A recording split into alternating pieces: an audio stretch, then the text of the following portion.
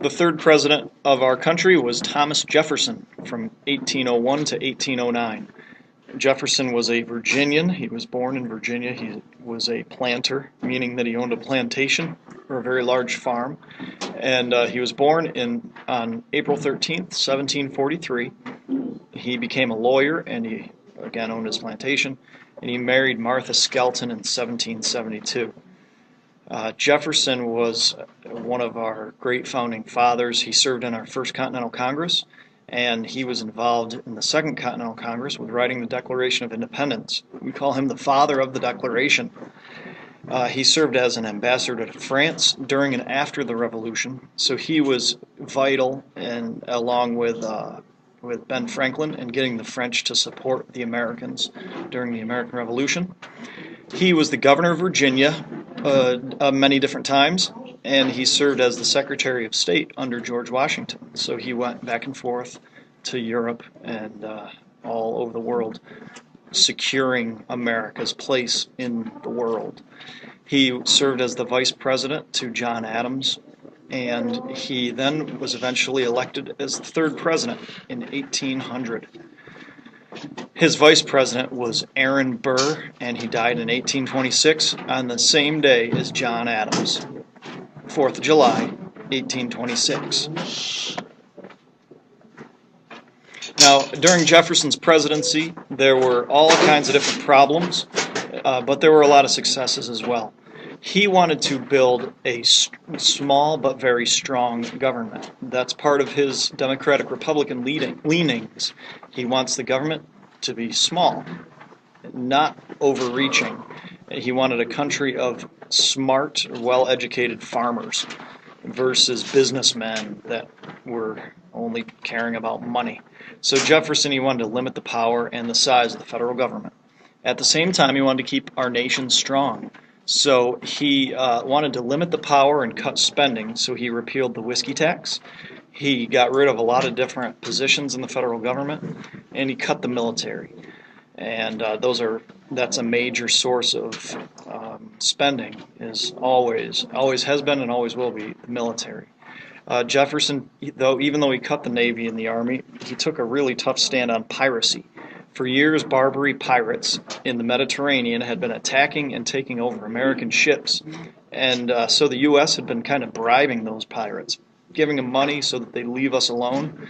But eventually, we got sick of it. In 1801, the ruler of Tripoli, he wanted more money, so the U.S. said, "Yeah, we'll give you money in the form of cannons and ships that are going to destroy you." So in 1805. Between 1801 and 1805, different ships went over there to Tripoli, and they bombarded the city. They sank all these pirate ships, and they took back and strengthened the seas for U.S. shipping.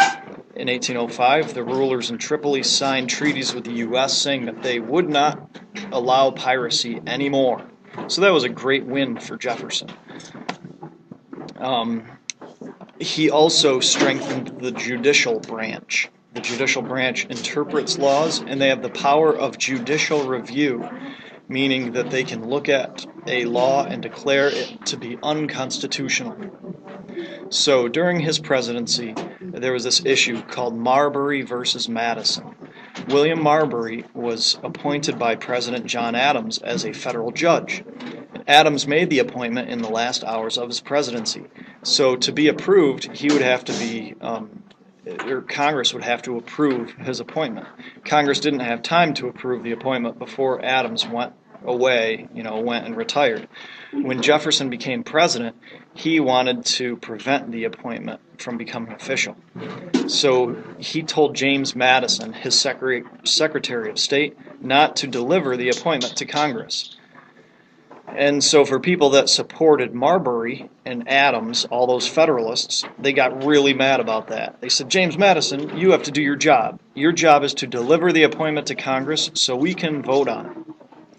Instead, though, Madison said, "Yeah, right, I'm not doing it. My boss, Jefferson, said don't deliver it." So this issue arose. Do government officials do their jobs or not? Can they have the choice of whether to deliver the appointment, for instance, or not? And so Marbury asked the Supreme Court to force Madison to deliver the papers. And now remember, Marbury is going to be he's going to be a federal judge. He'll be a member of the judicial branch. The legislative branch is waiting on this appointment so that they can appoint this guy or approve his appointment.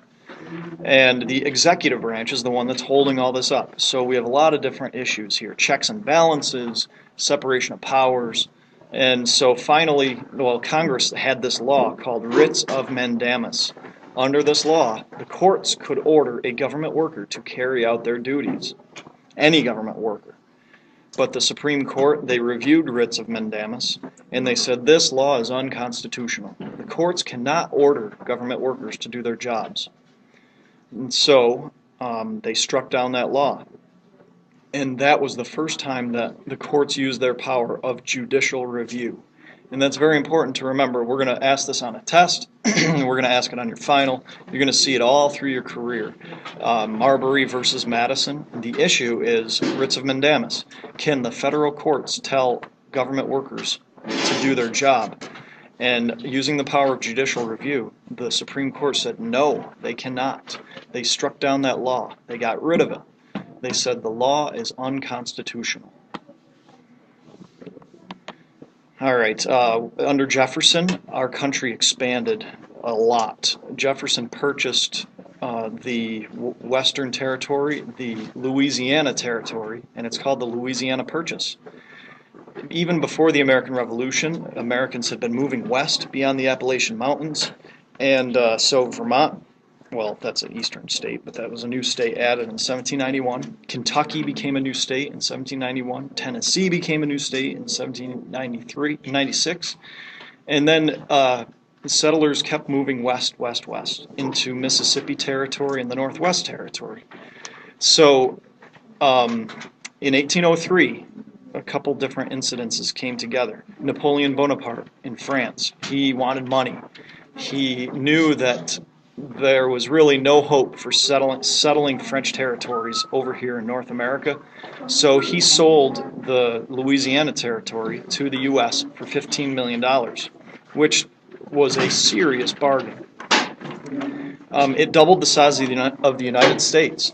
And then in 1804 to 1806, Jefferson sent a group of explorers named Lewis and Clark, and they mapped the new territory. That was their goal, to map the territory, to set up some relations with the tribes out west, and to basically make sure that, or to see how the new country could use this new territory. And shortly after, Americans started moving into this area because of rich land, beautiful, rich forest, thick forest rather, fresh water, and lots of different animal life. Here's a map. This shows the original 13 states on the East Coast, then the new states between 1791 and 1803, and then the Louisiana Territory. Look at that. It's a huge chunk of land that encompasses much of the Great Plains and into the Rocky Mountains. Between 1804 and 1806, the Louisiana Purchase was explored by Lewis and Clark, mainly this northern part up the Missouri River all the way to the west coast in Oregon and Washington.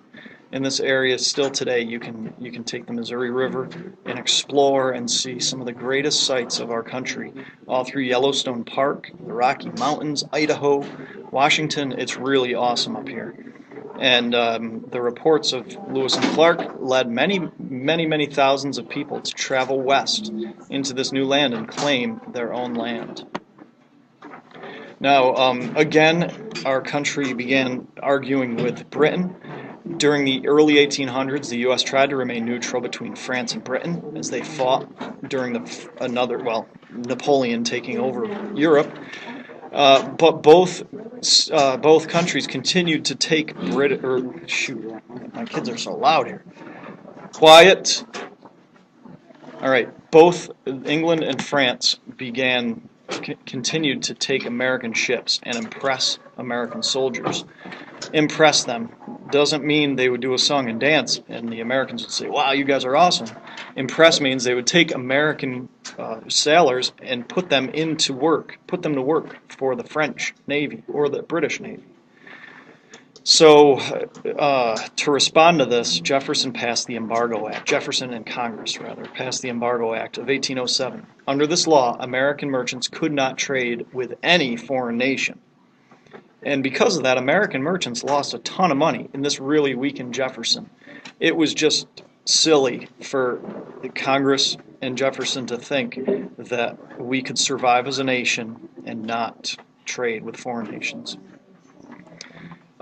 So we kind of changed it around a little bit. Jefferson and Congress changed it, and in 1809 they passed the Non-Intercourse Act, which under this law, American merchants could not trade only with Britain or France. And that was to try to punish these two nations for oppressing our sailors, and instead they impressed more sailors. And they said, well, this will show you, America. And also there continued to be Native American troubles. So because the British still stayed out west, still stayed in forts, still supported Native American tribes, those tribes still attacked Americans, attacked settlers, attacked our army, our military. In 1811, there was the Battle of Tippecanoe, and the American army under command of William Henry Harrison defeated a North American alliance of Native Americans. A Native American alliance. And again, many Americans saw that the British were to blame. So we have, going into our next president, three big problems. The British are seizing American merchant ships at sea. They are impressing American sailors, again, not with a little jig, but with work, with slavery, basically. They were enslaving our sailors. And finally, they were giving Native Americans weapons to fight us. They were telling them to attack our frontier settlers. So lots of problems between America and Great Britain, leading into the presidency of James Madison.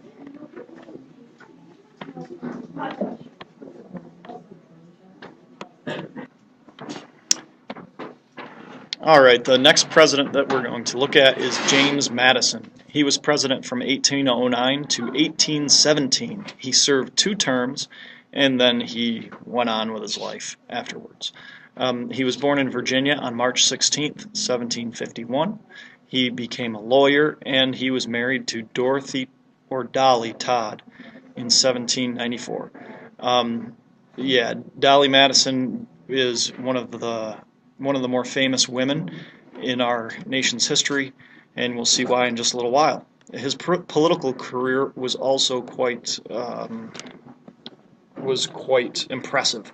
He served in the Constitutional Convention, and he's known as the father of the Constitution because he wrote most of it, a great majority of it. He wrote many of the Federalist essays, and under Jefferson he served as Secretary of State, and he died in 1836. During Madison's presidency, the United States became entangled in a war with Great Britain known as the War of 1812. And it started because many members of Congress just wanted to go to war with Britain. There were enough problems that had been boiling for years, and they decided it's time to just fight England again. We beat them before, and we will beat them again. These men were known as the War Hawks. And so Congress declared war on Britain in 1812, and even though they declared war, they really were not ready for war. There were less than 7,000 soldiers in the Army. They had a very small Navy. They had very little combat experience, and not all people were in support of the war. So immediately the British blockaded the American coast, and that prevented the Americans from selling goods or buying goods from outside. The British Army invaded the United States. They got so far as to burn Washington, D.C., major points of the war, basically the British attack on Fort McHenry, the burning of Washington, D.C., and the writing of the Star-Spangled Banner by Francis Scott Key. And then we like to talk about how the U.S.S. Constitution was this ship, a great American ship that defeated many British ships. So basically the War of 1812 has been nicknamed the Second American Revolution because by the end of the war, 1814, after the war became a standoff, the British gave up. They gave up this long distance war and agreed to remove British forts from America, and also to basically leave Americans alone. Graders who still have not come down to the auditorium, please come down, as well as sixth graders who need to pick up their cookie dough and spring items. Please report to the auditorium. Sixth and seventh graders, thanks. Okay, so results of the War of 1812. When the war ended in 1815, Europeans saw that, whoa, the United States is a force to be reckoned with. It was stronger than ever. It was stronger than the Europeans thought it was. So the war created a greater sense of nationalism in the United States. Nationalism is the love for one's country, and because the Americans were winning wars and fighting these great powers, people started to be proud of their country.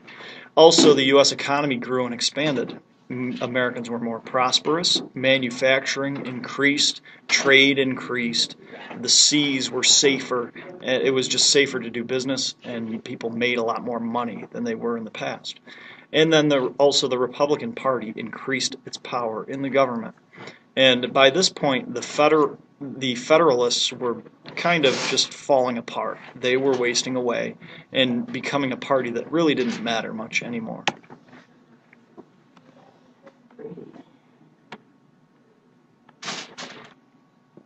Our fifth president was James Monroe. He served from 1817 to 1825. He was born in Virginia on April 28, 1758, and he married Elizabeth Courtright in 1786. He was a U.S. Senator from Virginia, and he was a governor of Virginia. He served as the ambassador to Great Britain. He was the Secretary of State and Secretary of War, so he was quite experienced in political matters, and he died in 1831. Now, we're getting to a group of men who really weren't that involved with the Revolution, the American Revolution. So we're getting away from the founding fathers as our presidents, and that's going to start to make quite a change in our country. So James Monroe, when he came to be the president, the nation was very peaceful. It was peaceful and profitable. Wars with England and France had died down, and there was only one political party that ran the government. That party is the Republicans.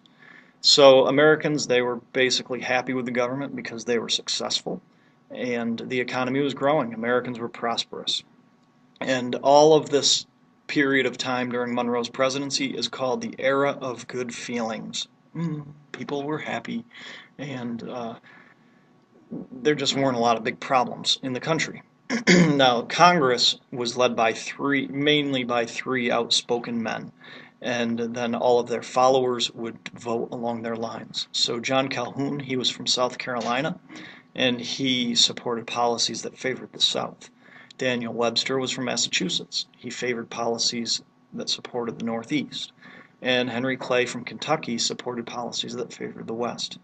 All three of these men and their groups were loyal to their section of the country that they came from because the sections had different interests. And this idea is called sectionalism. Sectionalism is loyalty to your local interests.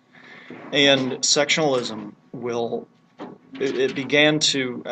it's always been a part of our country, but in this period of time, it was extremely important because it's kind of the kickoff to the Civil War, where as parts of the country started to get out of touch with other parts of the country. The Northeast doesn't understand the requirements, the needs of the South, and the West is kind of left out to dry. So sectionalism, that loyalty to local interests, it causes stress and problems. During this time, Henry Clay, though, he proposed what is called the American system. It's a program designed to make the United States self-sufficient and independent of the world. We saw being entangled in other countries' business. It caused problems, just like Washington had warned. So we tried to make our country more self-sufficient. We did this by putting tariffs or taxes on imported goods to help American businesses. So international goods would cost more than American goods, so people would want to buy American goods because they're cheaper. New roads and canals were built to improve transportation, and the government created a new national bank, all to allow people to have access to more money, to give people the feeling that our country is strong and growing. Between 1812 and 1821, 5 new states entered the United States. Graders or any students who have not come down to pick up their fundraiser order, especially a lot of 6th graders have not come down, please report to the auditorium now. Thank you. Thank you. All right, 5 new states, Louisiana, Indiana, Mississippi, Illinois, and Alabama, all entered. And notice what I have there for designations: free state and slave state. By this time, people were already arguing over whether or not to allow slavery, and the slave issue would carry these people into Congress, these states into Congress. So the Senate was split 50-50. Half supported slavery, half did not support slavery. And with that threat of allowing or not allowing slavery was always the threat of secession or seceding, which means disjoining the Union, leaving the Union. Let's see. In 1820, Maine entered as a free state, and that was going to upset the balance in this country, the balance of slave states and free states. So the Missouri Compromise was proposed and followed. The Missouri Territory in 1819 applied for statehood. They wanted to enter as a slave state, and so that meant that slavery was legal in the state. Now, the northern states objected because there'd be one more slave state, and the free states would lose power in Congress. And the southern states, they wanted this because then they could expand slavery into new territory.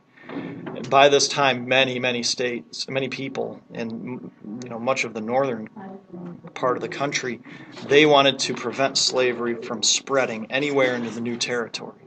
So the Missouri Compromise said this right here. Under the Compromise, Maine enters as a free state and Missouri entered as a slave state. So the slave and free states were balanced.